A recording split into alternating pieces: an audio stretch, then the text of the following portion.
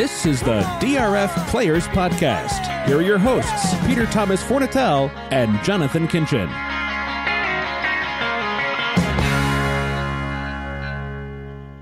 Hello and welcome to the DRF Players Podcast. This is show 326, Friday the 13th of April edition. I'm your host, Peter Thomas Fornatel, back with you in a completely new location, maybe a little echoey location, but I don't know. I kind of like the way it sounds. It's like we need to get a doo-wop group going here in the living room of Graham Cottage, where I am in Memphis, Tennessee, on my way to the Arkansas Derby this weekend. Really looking forward to that. I went last year, had so much fun hanging out with a vast array of folks, including generous hosts from 10 Strike Racing, that I decided to put it on the calendar once again. My co-host today, he will not be joining me in Arkansas. He will be on his way to the Grade 1 Gamble at Keeneland in beautiful Lexington, America, Lex Vegas, as we affectionately call it. See, Friday the 13th got me there, the little tongue-tie.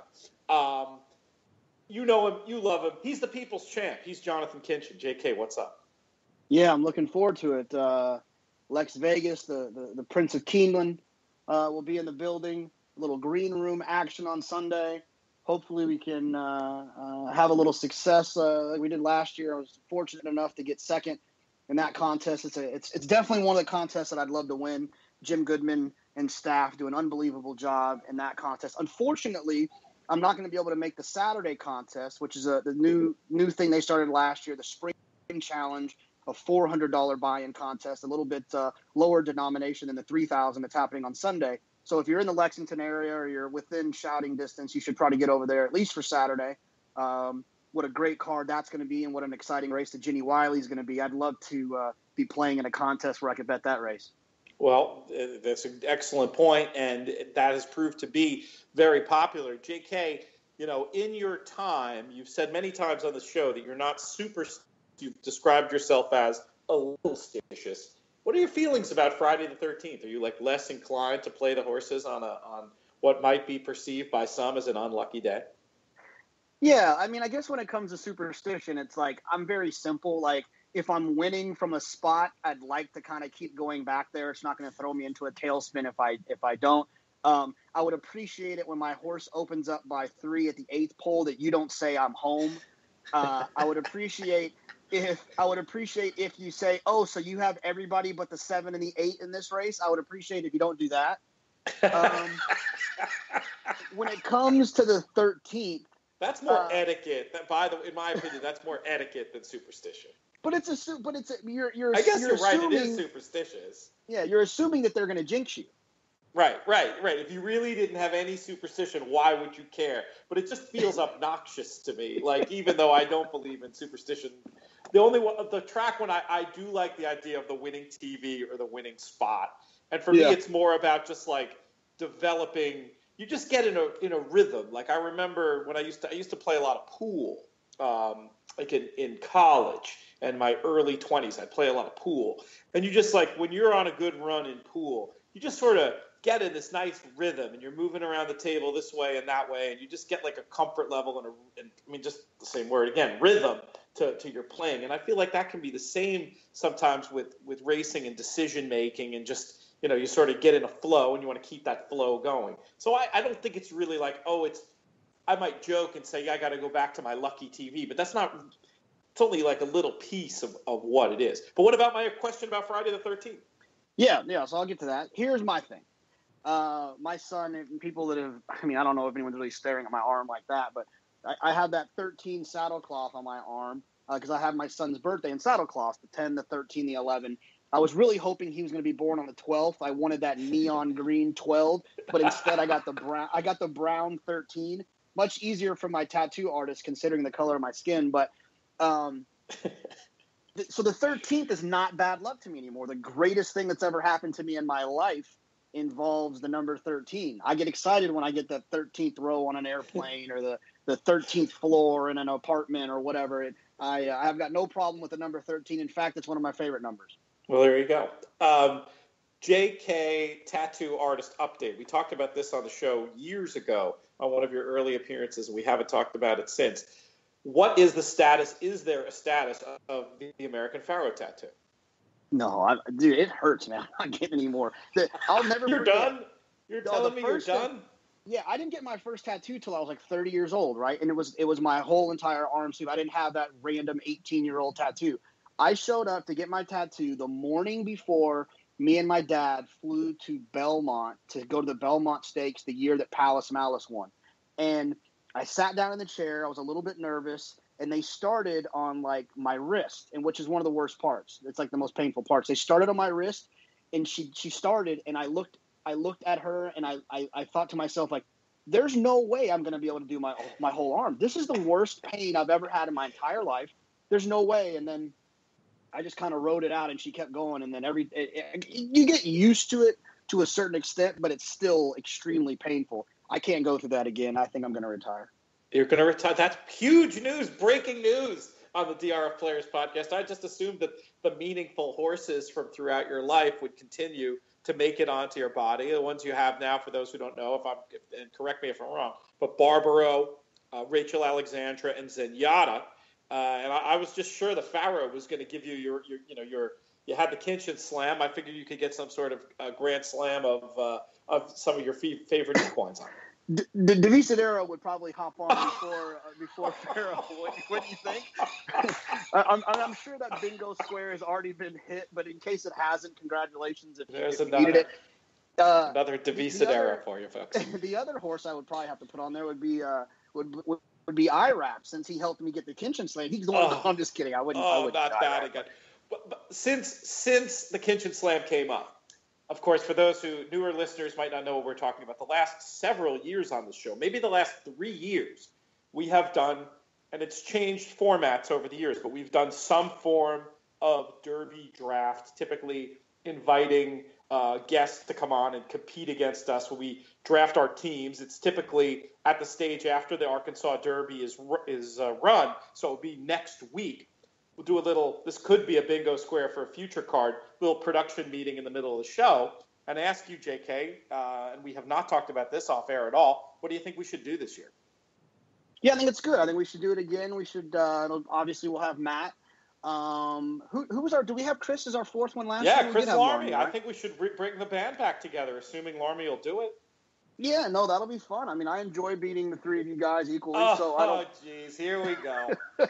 Here we go. Insufferable, folks. I have to deal with this. You see, you guys only have to listen to him 2 hours a week. I'm friends with this guy, so it's closer to 2 hours a day. And this is not an act. This is what he's like, just so you know.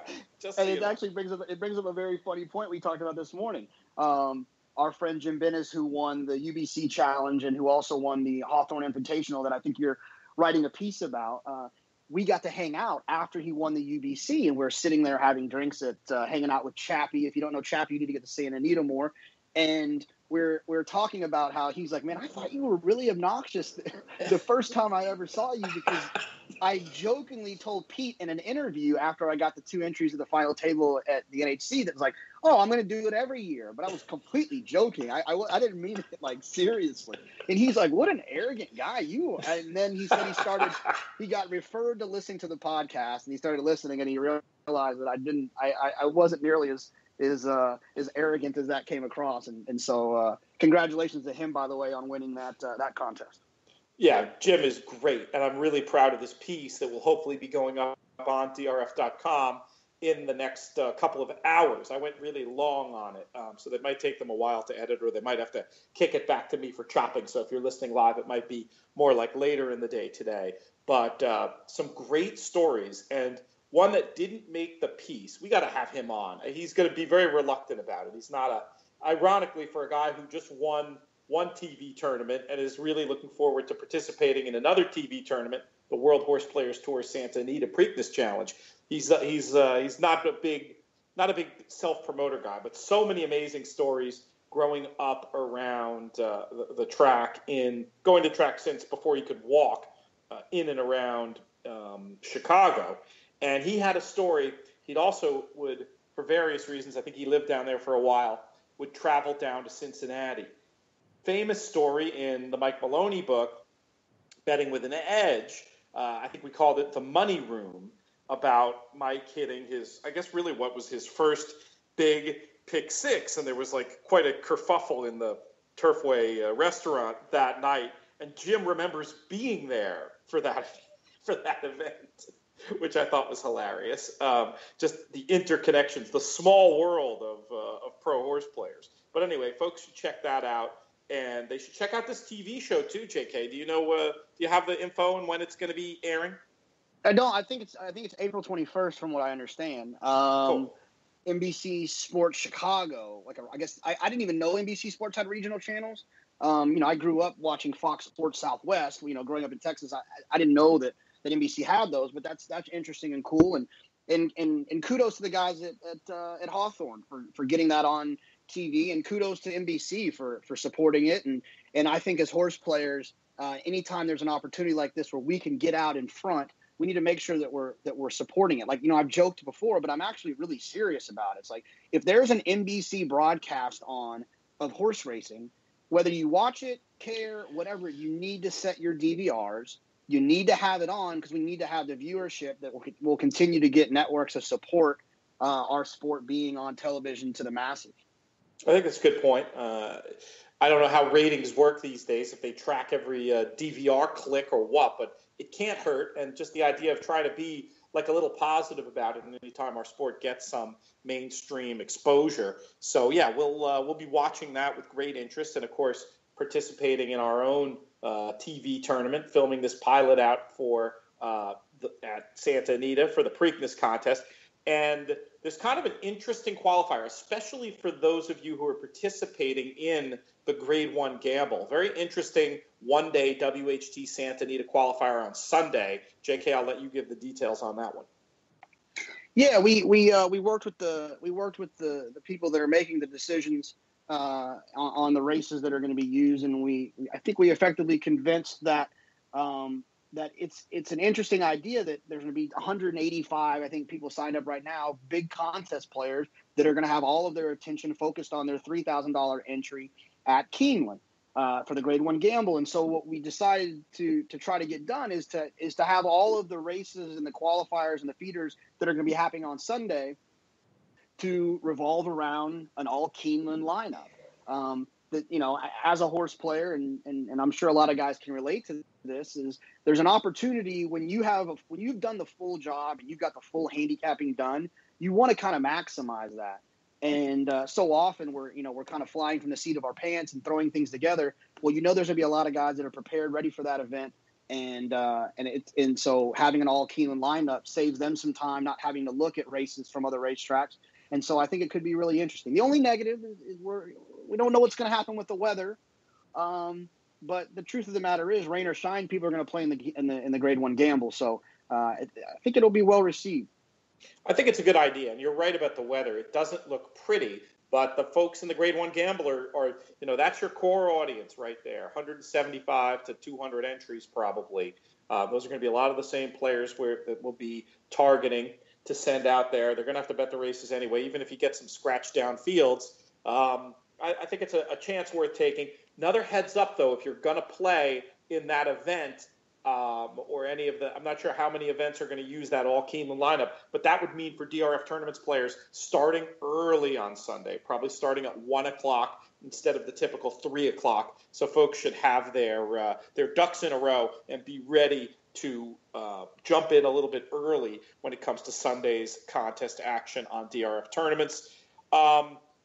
A lot of racing to talk about, JK. I think we should go on ahead and talk about some of the races going on. Let's do a little bonus coverage. This one will probably only be relevant if you're listening live or one of our first downloaders, because it's a rare Grade 1 on a Friday happening out at Keeneland today, the Maker's Mark Mile. Did you have a chance to look? Do you have a quick thought on it? Yeah, this is one of my favorite races. I think it's always a lot of fun. I think it's really cool that we get such a quality race on a Friday. One of the great things about Keeneland is the kind of random stakes you get during the week. I guess that's what happened. You have a short meet in the middle of bluegrass country. This is a tough spot. I mean, it's really a tough race. I mean, there's two horses that I'm obviously interested in. one will present a little bit better value. I mean, Heart to Heart, I think, is just a really cool horse. I love horses that are forwardly placed. I think Speed has done well as of late in Lexington. Obviously, they're going to have some weather tomorrow, so that could change. Heart to Heart is obviously one that I would want to consider. But the way that Hoagie ran last time, I thought was really impressive, and you know, we've praised Mike Maker quite a bit here. I'm definitely going to try to get him back involved with Jose Ortiz still being involved. I think it's interesting that Ohm shows up here.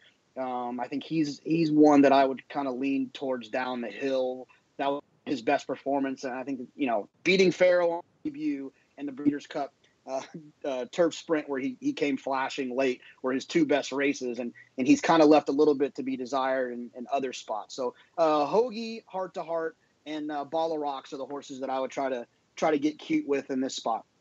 Yeah, but trying to get Ball of Rocks, trying to make some magic happen with Ball of Rocks might take a little flutter this afternoon as well. Let's move on to Saturday at Keeneland. Did you look at the Ben Ali, or did you only look at the later stakes in the card?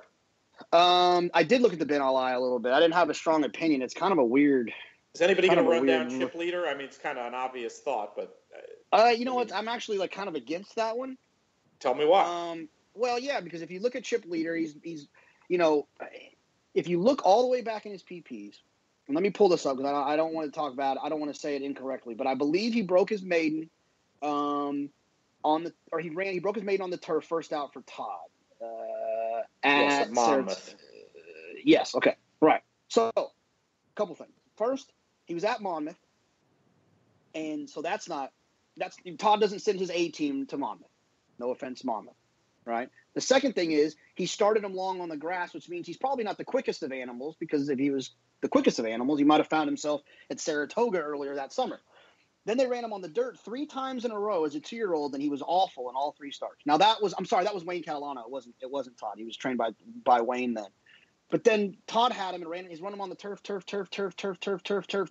and then ran him on the poly where he ran okay. And so I guess they had the idea of, let's try him on the dirt. I'm going to try to beat a horse like that. That doesn't really get me going. And so I thought Rated R Superstar, who was always meant to be a good horse, I think back sometime in his life at one point he was training well at Keeneland on the dirt. I just remember it because I kind of fell in love with the name because it's kind of funny, and then also just following the horse. I remember a point that you brought up in your book signing the other day with Mike Maloney that you guys had in Lexington, that actually Mike brought up, that Kenny McPeak is a Lexington guy. He points for this meet. He went to Tate's Creek High School, so it's obviously important for him. I think he'll have this horse kind of cranked go in the right direction. Rated R Superstar is one that I'd probably be using in contest. Just for a laugh, I'll give the other case on Chip Leader. The way that I see it is 2-year-old going as long as this horse wanted to run. I'm assuming that maiden was at a long race. Yes. Not a lot of opportunities. So I just think this horse was a Chip Leader, we're going back to for a second, just a slow developer, and just a horse who I feel like the form is so different now that I don't mind that stuff at all. And hopefully that your view will be taken by other people and the price will be better for a horse who's bred to do this. And I think is just getting, an opportunity later in the career. I don't think that form from years ago particularly matters with this 6-year-old gelding. The other thing though is I will say is I think, and this is something that I do all the time. So I think we think a lot alike in this regard. So I'm imagining part of the thing that led you here was the fact that he's going to, predicts to be loose on the lead. Time form suggests he's going to be loose. I don't think he's a blazer, like a dirt blazer in that way that he's going to actually take advantage of that. I think he's going to do that annoying thing that drives us all nuts where he could be clear, but he's going to just get out there and hold like a 1.5 length lead and allow all these closers into the race. And then he's going to get run by in the stretch, and we're all going to be like, come on, Johnny. The old jockey's dilemma, you predict. Well, we're head-to-head there. I didn't have to pay off on my last head-to-head bets after your no-show. But if you want to do a head-to-head here, you can have we could even make it we could tilt it in your favor by giving you a couple of horses against him if you want. I forgot to tell you I'm going to Tony's on Sunday night. and I'll just take a picture of the bill and you can PayPal me. That's honestly, it's a funny story. I have to tell it. When I was coaching, there's a guy that was kind of a weird dude and on the staff. He's like, and he had a birthday party and like I didn't go to it. So the next day I saw him, I was like, hey man, sorry I didn't come to your birthday party, but let's grab lunch one day. I'll get you lunch. We'll go and I'll take care of it. And, I'll get lunch, whatever. So every Friday we order like a staff meal so that, someone could send, we're always busy on Fridays on game day. So people would bring it in or whatever. So we're ordering chili. So an email chain is going around like, what's your Chili's order? And then there's like a big, a big reply all thing. He messages me outside of the thing and says, hey man, I know you mentioned you were going to get me lunch. Like, will you get my lunch today? And I was like, that's kind of weird. I'm not like we'd go to lunch, but yeah, sure. Yeah, I got you, man. Just, whatever. It's like a Seinfeld episode. And then he says to me, soup is not a meal. We're going to Chili's. He says to me, he goes, is it cool if I get the shrimp fajitas? And I pull up the website. I'm like, that's the most expensive thing you can get at Chili's is the shrimp fajita. Did you do it? Yeah, I got on the shrimp fajitas. Is that the last bet you ever made with that guy? Yeah, that was the last time. We haven't talked in 7 years. The lesson to the wise out there: if JK is getting the bill, avoid the seafood. Apparently, if you want the friendship to continue, who do you want against Chip Leader here? I'll take our rated. Do I get 2 horses? I think that's fair. Am I wrong that Chip Leader is going to be more bet than this 5-2? Yeah, I think he will. It's Todd. It's Todd. It's the ran well last time. Blah blah blah blah blah blah blah thing. I'll take Hollywood Handsome and Rated R Superstar. All right, there you go. A Canadian doubles head-to-head in the Bet Alive for us. Give us a little bit of extra rooting interest there. Where do you want to go next at Keeneland on Saturday? It's not a great at stake, and there's probably not a lot to talk about. But I think we should talk about Lady Aurelia for a couple reasons. One, she's the best turf sprinter probably in the world. She didn't run so well in the Breeders' Cup, but we're not going to hold that against her for different reasons. The trip wasn't ideal, blah, blah, blah. Obviously, this is a prep for Ascot. I still think she's at her 80%. She's good enough to beat this field. However, what's going to happen if it comes up? If they come off, I would think they would scratch her, right, and not run her on the dirt. Not going to run her on the dirt. I would not think. Yeah. Okay. Well, I think it's interesting to keep in mind. I think that and I don't know, they don't usually like running turf sprints when it's wet because it tears it up pretty good. Just an interesting thing to keep an eye on. But if she runs, it's definitely one you want to tune in and watch. She's a special, special horse. She's drawn outside with Johnny. She shouldn't have any problems here. That was a dropping performance last year at Ascot. Obviously, both times at Ascot have been unbelievable. Looking forward to one of the real highlights of the Royal Meeting will hopefully be her going back there in good fettle. So I'm definitely rooting for her for the storyline. Might not be a race to bet. If the vibes are good, might be a race to single and move on and see what happens. I get the idea that a horse like that prepping, there's some part of one that says, hey, these are horses we're supposed to bet against, but I'm not sure it's too wise in this case. Did you have, what do you think of the race from a betting point of view? Is it single or sit out, or would you take a flyer in another direction just to get some theoretical, quite possibly losing value? I think it's single or sit out. Or if you're interested in making a more advanced and frankly smarter bet, then you can put a majority of your money through Lady Aurelia, and then I would pick one other horse as like a backup.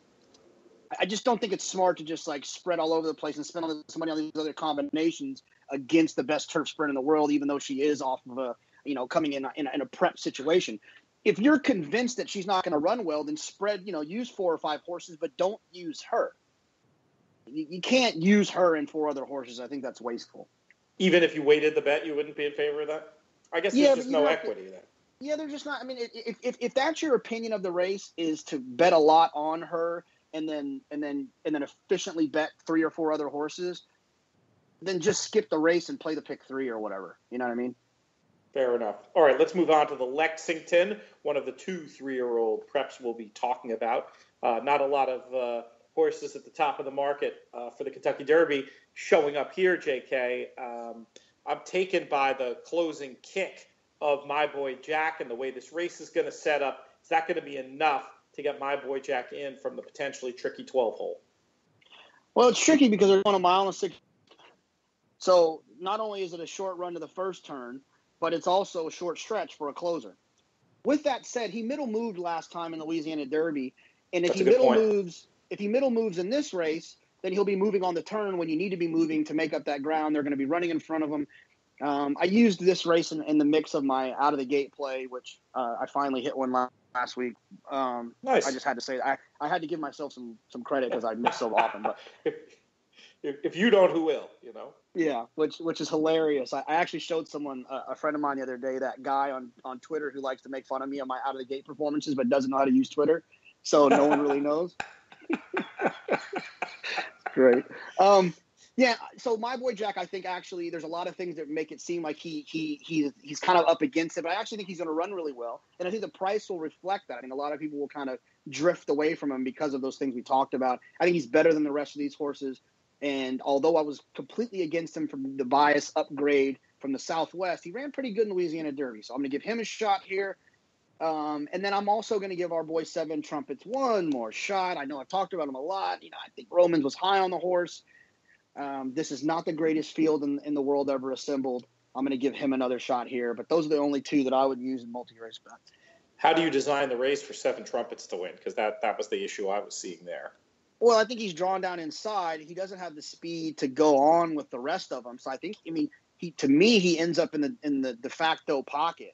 So he saves ground first turn, and if he can get a little bit of racing luck and find a seam or tip late or tip before the turn or whatever, there's a chance he could design the thing where he's going to the first turn. So that's really I don't know if he's got the win from where describing, but we'll see. Time form suggests they're going to run a little bit in front of them, right? And I think they run in these mile and 16th races because it's a short run to the first turn. Well, not it's short-ish. It's a good point, and you've got it's a big field too, which is going to affect that. All right, I like it. Let's move on to the feature. And this race, it's another one of these, love these races that come up this time of year at Keeneland where you get these mini Breeders' Cup races almost. This one's the Jenny Wiley Grade 1 on the turf. I can't be persuaded to get off of Sister Charlie, who we were all so impressed by. Big run in the French Oaks last year, Prix de Diane. And, of course, the Belmont Oaks didn't quite get it done, but was flying and made a good impression there. For sure, but there are so many ways to go. I'm feeling so chalky today, JK. What about you? Do you have another direction to go in the Jenny Wiley? Well, there's 3 Chads in here. I only need 2 of them.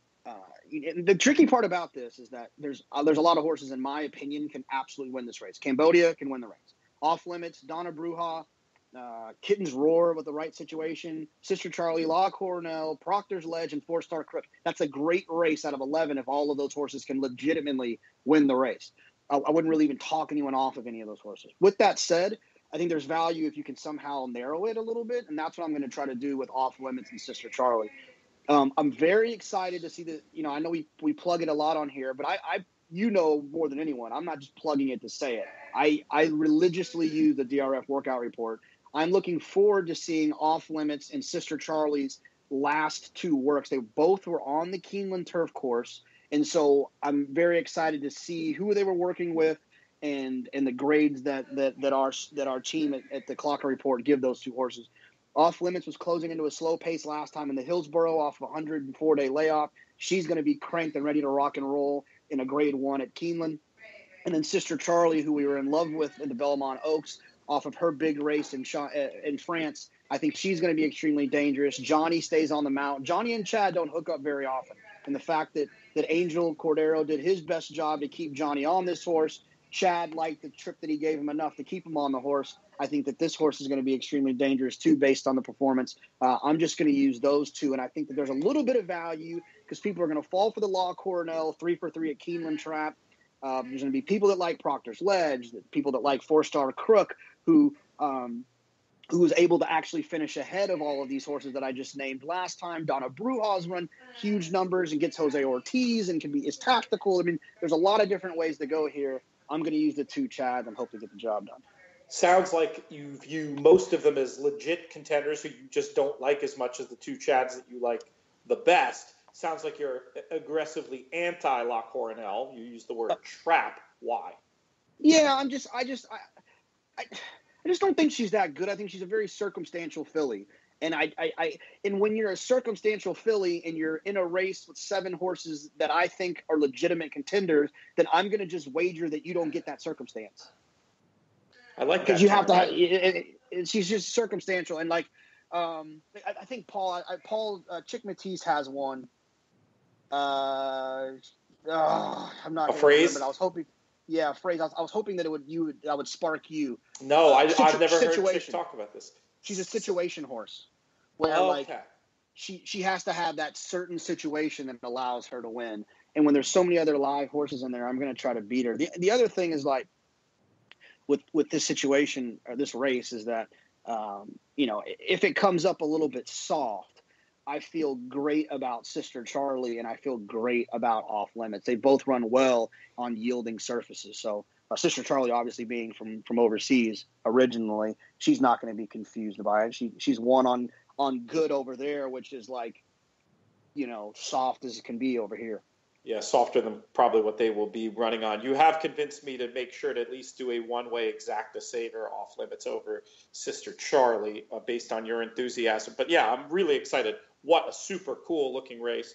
Let's move on to Oaklawn. Which races did you look at Oaklawn? All the ones with G's in them. Gotcha. Not the listed stake, but we'll go right to the Count Fleet. Yes, the Count Fleet. Cool race. Yes. It's tricky, like not Off Limits.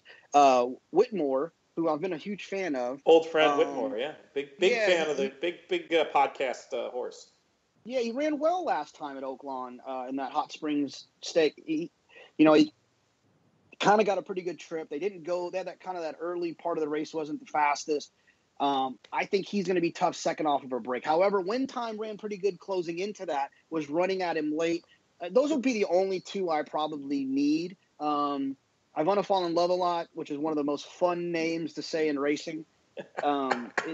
Is dangerous. Is dangerous down from the inside.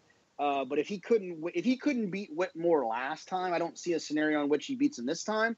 With Whitmore being a little bit tighter, and with the pace potentially being a little bit sharper, I think Whitmore will kind of grind him down. So the only two I really need is Whitmore and Win Time. Depending on what wagering and you're involved in, if you're playing a multi-race bet, I'd use 2 in a contest situation. Depending on how things are going, I'll use Whitmore and take that $7 that can so often make the difference. But if I start to get behind a little bit and he gets overbet, I could see myself taking Win Time at 5-1. What's your knock on Smart Spree, who seems to be in career form at age 7 and obviously loves the local oval? Yeah, just the jumping class. The figures are sharp enough, and his ability to kind of pop out of there is sharp enough. But he's never looked a horse in the eye like I want to Fall in Love a Lot, and so it feels like he might be a bit exposed here with some really talented horses running after him. For the record, I'm making you say that name every time. I think you're. I Want to Fall in Love a Lot. Yeah, you're good at it. You're good at it. You say it better than I say it in a halting way that I'm not going to subject the listeners to. So I'm just going to put you on that one from here to eternity. Let's move on to... All you got to do, Pete, let me coach you up. All you have to do is pretend you're Dracula and say, I want to fall in love a lot. That's all you do, and it comes out easy. That's good. Fall in love a lot. That mnemonic, I think, just saved me, but I'm not going to try it on air for the first time. Let's go to this Oaklawn handicap. It's a grade 2. It goes as race 10 on Saturday. Wonder what a live look at the 10 strike tent will look like by race 10 on Saturday. What do you think in this one? I want one of the 2 outside horses from California. I think we probably could have guessed that without you saying it based on your past performances, JK. Well, one of them I don't really like as a horse, but the horses he keeps winning, and I respect them. You're talking about Accelerate, I presume? Yeah, I just respect the horse. I don't really like the horse. I mean, not that I don't. I'm sure he's a nice horse, right? I'm sure he's very friendly. Yeah, what do you do? Bite you? I mean, what are we trying to get? No, I'm just not crazy about him. And at a short price, I wish I could go somewhere else. But I think he's just live. He's drawn outside. He can sit off of anyone inside of him that decides to go, which I would presume would be hedge fund. City of Light to me is I think I've told the story before where I was in California with the Prince of Keeneland and we went by McCarthy's barn and he showed us this horse. I mean, he is an absolute monster. He's huge. And the way he's run his last 2 7-furlong races in the grade ones with the Malibu and the Triple Bend, I think he's shown his class. I think he's tactical. Drayden obviously has a great relationship with the horse. I don't think he'll have a problem with the stretch out. And the other great part about it is that McCarthy had already explained that, like, this has kind of always been the plan. He was actually going to run him here earlier. I believe the race was the Essex that he was kind of pointing him for, but then he had some issues and didn't get to get on the plane or whatever it was, and then ran in the Triple Bend. I think that worked out well. Exactly. You skip the grade 2, grade 3, and get a grade 1 on your and walking out of your own barn. City of Light would be my pick here, but I'm definitely going to use both of them. I like City of Light as well. Let's talk about it from a race design point of view. I think this horse has the outside speed. I think it's going to be a nice situation to sort of get a tactical push-buttony type trip here. Do you see, with the stretch out, though, City of Light just going? How do you see it playing out on the track? I think it just depends. I mean, there's some quality horses in here that have some forward ability. On pace numbers, he can absolutely clear and settle and not really have to like overexert himself. He's just quicker from the gate than these horses. He's almost made the lead. He's been on or near the lead in 2 grade 1 7-furlong races out in California. So the idea that he can't pop from the outside and get into a comfortable rhythm, going forward from way out there is, I think he'll be fine doing that. If he does that, I think it'll be tough. I think he's a really interesting prospect. I don't think he necessarily needs to do that to win, though. If Hedge Fund wants to go hammer and tongs, this is a horse who's shown the ability to sit just off, still being a speed horse, and finish. So I think either way it goes, going to be dangerous there, and that's definitely one of the races I'm super duper looking forward to on Saturday, as is the Arkansas Derby, JK, which we'll talk about next. We're going to like the same 2 horses in here. I have a feeling, just based on some conversations we've had about these runners in the past. But what do you I'm going to ask it a little different. Where do you think the value is in the Arkansas Derby? And you can take that question any way you want. I think the value, like the bomb type for me would be like Beautiful Shot, right? I mean. Oh, interesting. Jeez. That's a surprising answer. Big race. He had that big race at Santa Anita back then, and then he's just kind of been like kind of weird-ish since then. But he kind of had a weird trip. He was checked in there last time at Aqueduct. I think that he could be one that could like kind of blow the thing up. I'm not going to spend very much money trying to do so. I think the interesting part of this race is what is Muchísimo going to do? It feels like if the plan resembles anything of the owner, it's going to be very aggressive, and they're going to send from the inside and go on with it, right? I'm not sure they're going to really fly in here. It depends on what Quip does. If Quip tries to go to the lead, then, Magnum Moon, Quip, and Muchísimo could kind of cook things up, and it makes me a little bit nervous about the trip that my selection's going to get in Combatant. Combatant feels like Creator. Look at Creator's PPs leading up to the Arkansas Derby, and it looks a lot like that. He was closing into what I thought was a pretty easy pace last time. I think he's going to run well in that spot. I think he's going to love the extra 16th. Combatant is the one that I want. Obviously, Magnum Moon is one you need to respect. Quip is one you need to respect. Solomini is one that, although he's kind of outrun the way his works look, I was really discouraged by the way he worked last time. What didn't you like about that work? We talked about this a little bit. I didn't bother asking you about it because I wanted to ask you about it on air. I don't like stick in work. Stick in work is like auto toss for me. Yeah. I just don't like stick in work. And when there's stick in work, I'm out. Right. In fact, I thought if you had asked me that question about where the value is, I was going to say constructing some exactas and tries with Solomini nowhere.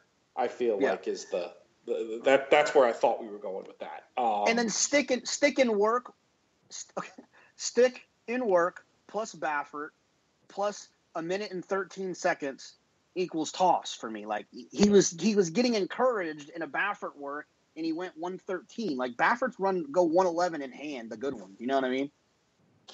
Yeah, I don't disagree. I mean, I agree with everything you said. For the record, your selection is going to be combatant. Just to spruce things up, and because I'm in a chalky way today anyway, I'll go with Magnum Moon as the official pick, but I will not. I will be either saving with combatant on the win end or boxing those two in an exacta or doing something where those are the two that I can't lose to in here. My big long shot to hit the board would be Machismo, I think. I mean, even when I did the Derby countdown write-up, I think I was pretty cynical about the horse's chances. I'm hoping I said, I don't think the horse can win, but I do think the horse can run in under. I think, going to be very fit, had made that middle move, lost the shoe last time, had shown finish before. Not a lot of these have shown great finish. Betting combatant, we're definitely relying on him to improve, which I think he should. He looks poised to improve. So I'm okay doing that, especially at a decent price. But Machismo's not – his PPs are dirty. People are going to think that this is – and it is, in a sense, just the owner trying to get the points to run into the Derby. But I think too many people are going to take that and say, hey, auto toss. For those who don't know, he ran in the Bluegrass last week. Had he run well in there to get position for the Derby, obviously he wouldn't come back here. So this is we talk about how we like it when a trainer has a target. Typically Bill Mott's the example we use, circling a race, 3 months out as a target, getting the horse there to run a peak effort on the day. Well, this is the opposite of that. But unlike what you were saying about the gnarly workout from Solomini, that is not an auto toss to me. I still, in a race like this, especially where there are some questions around many of the contenders, I'm okay saying, you know what, I'm going to just look at this horse's form from before that and see if I can come up with some reasons. And this horse can run better to me than what the paper shows, and those are horses that I want to be including, at least in some small way, on my tickets. Yeah, but you know what? Yes, but I want you to text me and or tweet when the first flash of the tote board comes up and Solomini is shorter than Magnum Moon, and it makes your tummy hurt a little bit. What do you mean? He's going to be shorter because it's Baffert. Yeah, but what is that? How is that relevant to the case I was just making about using Machismo as a long shot to throw in? I thought you were talking about Solomini. No, I was talking about Machismo. Oh, I thought you switched to Solomini when you said the auto toss about Solomini part. No, I was saying the obvious owner picked spot, the weirdness of the spot coming back in a week. Unlike Solomini's workout for you, which is an auto toss, just because there's something of that level that I don't like for Machismo does not make him an auto toss. I wish I would re-record. If we had the ability, I would re-record that whole thing for that. But maybe I said it wrong. It's not necessarily your fault. But anyway, cool. So the question I was asking you, I'm totally with you on Solomini. I'm not using him for a penny. But with the case for Machismo I made, I was curious if you bought it or not. Yeah, I buy it. I just don't think he's that good. I'll head to head you second head to head Machismo against Beautiful Shot. You got it, big fella. If you beat me 2 more in a row, I may not show up for Tuesday's show. Just gonna throw that out there now. And Magnum Moon, would you what's your attitude for? Would you save vertically? If your pick is combatant, are you also going to have a little 6-9 in the exacta? Are you going to have some 6s on top in your horizontals? Yeah, no, for sure. You got it. I mean, he ran so well last time. Unless you weren't paying attention last week, or for this whole last 10 years or so, 15 maybe. Exactly. Todd's not the easiest guy to toss, so I guess people could say that about Bob and Solomini, but Magnum Moon hasn't really done anything wrong. So, yeah, absolutely. I think that he's definitely one you want to use. A type of horse. Yeah, his 3-year-olds seem to all be cycling up.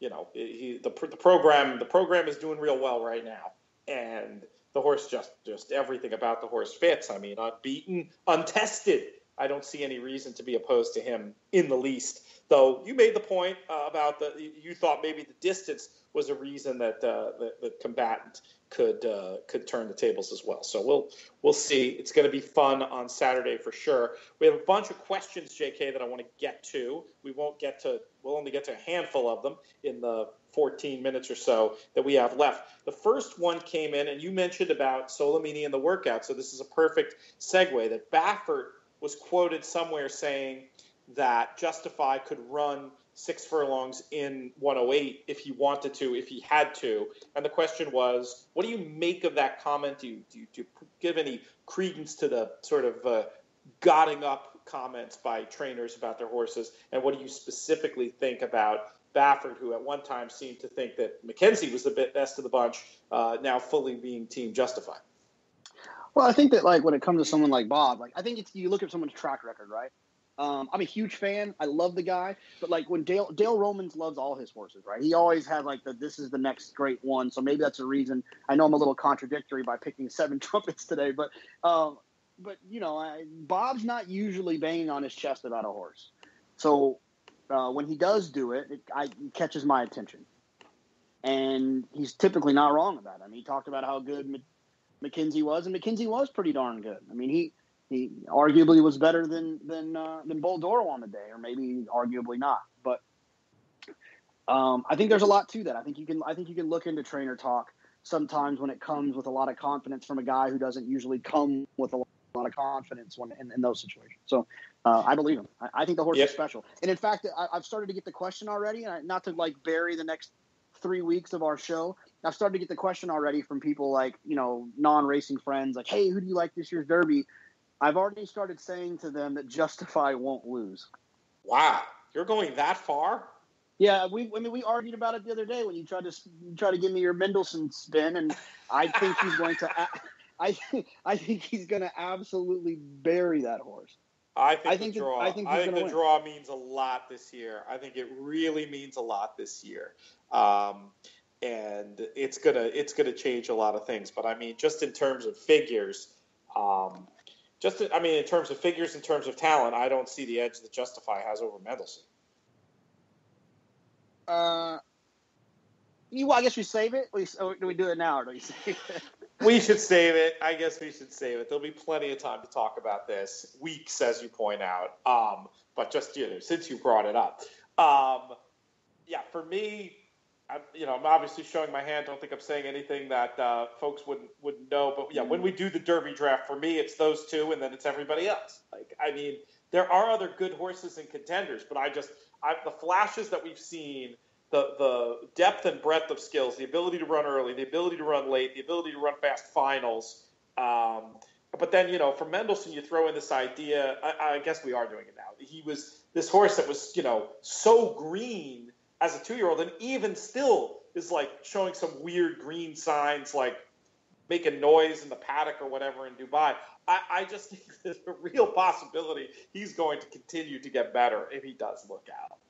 But I have nothing against Justify. I just see them as sort of a 1 and 1A, and I would certainly take a shorter price about Justify. So maybe we're not even really arguing at all. I guess I'm just arguing with the idea of that Justify has that they should just go ahead and send the roses out to Santa Anita and not even bother to run the race on the first Saturday in May. Seems a little extreme to me, to say the least.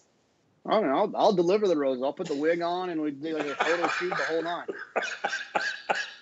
It's going to be fun, man. It's going to be a fun run-up. It's a cool year. We had, another comment about, this wasn't really directed as a question to us, but for the show, but it was a thread that we were involved in with some folks taking the typical, how good is this crop? I haven't been, overwhelmed by anybody. I think it's a really good, cool year where you have a lot of horses. Even if I don't love them for the Derby, they certainly have excellent credentials on paper for the Derby. You have impressive winners of big races. I think it's a good crop of 3-year-olds and a really interesting Triple Crown season. For me, those two stand out as a cut above, but it's not like I think the others are bad. I feel like the others are maybe a little more typical of a lot of what we've seen in some of these last few years with Faro possibly accepted, or definitely accepted to me. What about you? How good do you think this group really is? I think that's always the thing where you have to like see what it pans out to be, right? I mean, I get that, and I don't want to be the guy who's like knocking any like early conversation. I mean, it's cool to like have an idea like, wow, this might be a pretty good group, or it looks like a pretty good group. But I think that answer becomes in stone when the Travers is run, when the Classic is run, when the Pegasus is run, when next year's Met Mile is run, when next year's Whitney is run. Like that's when you really identify whether or not this was a great group or not. I think you're just kind of guessing, until that happens, right? I think that's fair. I do think, when you have the horse by the Travers, who's a different horse than the ones who ran in the Triple Crown races, that definitely gives you a very different view than when you have a horse who made the Triple Crown trail still relevant at Breeders' Cup. It's like we continued to question, we questioned a lot of people that I didn't really, because I didn't really care. I thought what he was doing was brilliant. But American Pharoah, well, who's he racing against? Well, how about Frosted, who ran one of the fastest Met miles ever? And then came back and ran other big performances outside of that. I think that kind of and it makes that performance in the Belmont when Frosted was chasing Pharoah look a little bit better once Frosted comes back and runs the way he did. I still contend that Pharoah, one of the reasons I think a lot of people questioned him throughout the summer, and heck, maybe still do. Not me. I was always impressed. I think he had a lot of situations in races where the figures were tricky to come up with. And I think his signature moment, in a lot of ways, his Derby win, that was not the A game Pharoah. That was just not. I mean, just visually watching the way the trouble he had sort of running the turn that day. That just for whatever reason, that was not his like A effort, which is why he didn't like break the clock or anything that day. I thought the number in the Breeders' Cup was more indicative of the kind of talent he had. I think it's tricky. This is a side note. I think it's really tricky, and I've never made a figure in my life, so forgive me for speaking out of turn, but I think we can ask someone that might agree with me. I think it's hard to make figures on Derby Day and Belmont Day for two reasons. One, on Derby days, because there's only 1 mile and a quarter race run there like every year. So it's kind of a tricky thing anyways, right? And then not to mention, there's that huge gap between the last dirt race and the Derby, because they run for like a 45 minutes to post before they run the Woodford Reserve Turf Classic.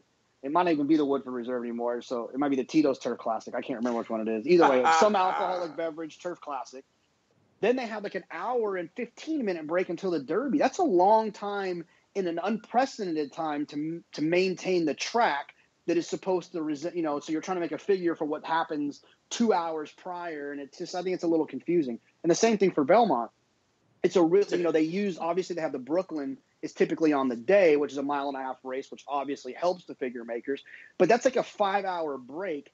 The track can change significantly in 5 hours because of the weather, all kinds of different stuff. So I think it's hard to make those figures. I take your point, especially about the Derby. I mean, I do think the Brooklyn helps when it comes to Belmont Day. And they used to run like it was like a figure maker's best friend race. They used to run like a 50 starter type stake on the undercard, which horses who run consistent figures, that I'm sure was helpful, but I haven't seen them do that in many a moon. Good question for Craig Milkowski. If we don't want to expand our draft to 5, we got to get him on soon anyway to talk about this issue. All right, we've got about 6 minutes left. We've got a lot of questions. I'm just going to do one that I think will take us all the way home, JK, today, and then we'll pick up the rest. We might have some time for questions on Tuesday, and the shows will be getting a little less jam-packed. We should be able to do a lot more reader questions between now and the Derby, because there's only so much we can talk about how Mendelssohn's going to be justified. So, all right, here it is. This one's from Brad. Can you talk about how you evaluate horses based on post positions as you're designing a race, and how much that influences your decisions on a horse's win candidacy?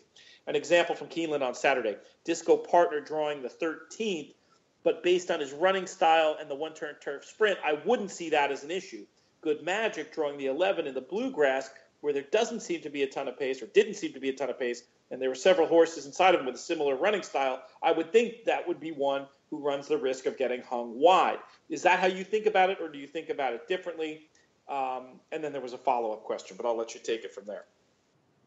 Yeah, and I think designing races is like the biggest part of being able to like find a horse that will be bet to toss. The disco partner thing, which was the only smart thing that we did together, Pete, last Saturday, was he was coming off of a layoff on soft ground, and I couldn't design the race in which he wasn't going to have to circle the field, be 4, 5, 6, 7, 8 wide. And then I said to myself, going 5.5 on a turf course that I continuously see horses wire that aren't good enough, is he going to win in this first start off of a long break? And so that was a huge part of it, was the fact that he was outside and was going to have to be certain. Now, if he was in the one hole, and I know he could kind of take back, tuck the pocket, and then it can kind of open up for him, and then he can quicken home as a talented horse, it's completely different. So yes, absolutely. When you're designing a race, I think that the post positions obviously are the most important factor, that and then their previous pace figures. We talked about Good Magic. Good Magic, what did in fact get that wide trip that Brad was worried about? Did you factor that? It didn't matter. Did you factor that into your analysis of him at all? Is that part of? I know you were anti-Good Magic, but you weren't exactly pro-Good Magic either, if I'm remembering right. How did his post position affect you? And then I want to follow up with you about something else you said. Yeah, it's funny because, like, to go back, I believe that Classic Empire won the 2-year-old race at Keeneland, the Futurity. I think it was that race. Anyways, yeah, I think it was when he was hung way out and you said, yeah, he was the 11-2. Yeah. So here's the thing: if what you have been doing is good enough, and if you can run that back is good enough for you to win from the 11, which it was for Classic Empire, I'm all on board. However, with Good Magic, the thing with him is there was the potential that he was cycling down. There was at least the question that he wasn't the same horse that he was as a 2-year-old. And then you have the he's going to be completely overbet based on all of those, and he's drawn way outside. So that tempered my enthusiasm for him. So it's just one factor. It's very rare to never that post position and race design, but based on post position, are going to make you toss a horse alone. It's when you look at that as one piece of a puzzle. Yeah.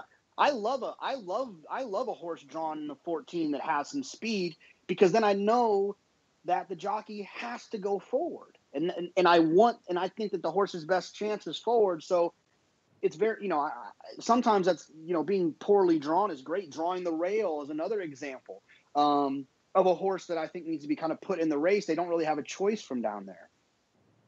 Yeah, though obviously there's extreme examples like the Kentucky Derby where that's, always going to be bad. Yeah, I just think that you have to say to yourself, how is this all going to unfold? And if you're looking at I think one of the automatic kind of tosses of an outside drawn horse would be, pace doesn't seem to be very quick. Outside drawn horse is a closer, because I cannot design a situation in which that outside closing horse is going to be able to close into a slow pace 5, 6, 7 wide and win, or at least present any kind of value at what is likely to be an underlaid price. You know what I mean? Yeah, we've talked before about how let's take a slow-paced one-turn race for an example. How in those situations, ground loss doesn't necessarily matter for the tactical horse. Like the tactical horse who's 3 wide can very often beat the horse that's 2 wide or 1 wide there. The ground loss almost becomes irrelevant sometimes in slow paces. But with a closer, it's a whole different deal. And then they get doubly compromised by the fact that they're too far back off a crawl. We're not talking about a case where the closer's in the race. This is a closer who we're projecting to still be out of the race. And on top of that, you have to go wide. Basically impossible to win from there. Absolutely. Unless you're, I think that 10 lengths the best. Yeah. And Brad also asked about if there's consistent views on post positions in 1 and 2 turn races, or does it vary based on each specific race design? I think there is a rule of thumb. I mean, to me, the rule of thumb is I want to be outside going 1 turn, typically, and I want to be inside going 2 turns. That changes on a lot. There's, a million exceptions. But I do think that's a general pattern that I'm comfortable going to the mat with. Agree or disagree before we get out of here? Yeah, I think so. But I think the most important part when you're designing a race, not only the post position, the jockey, I think it's in the pace figure. I think it's also like the overall quality and ability of the animal and the price. Like that, it's okay to take a chance at Disco Park. It's okay to take a chance at a closing turf sprinter in the 13 hole at Keeneland last Saturday that is 12-1. You just don't want to do it on a horse that's 5-2. We've seen examples, though, where, like, the crowd totally overcorrects for it, too. I mean, Hit It a Bomb being the example that I'll remember for my whole life.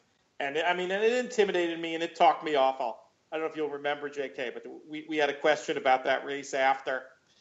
But I'll start with the first story, and then I'll embarrass myself with how I bet it.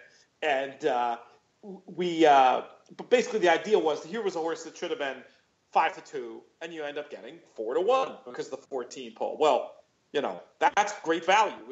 Value doesn't always equal, and rarely really equals raw price. Value equals the price the horse is versus the price the horse should be. But then, I did bet, but I remember after the race, you were holding up fingers to ask how much I had bet on the horse, and it wasn't until you got down to one finger that I was able to nod.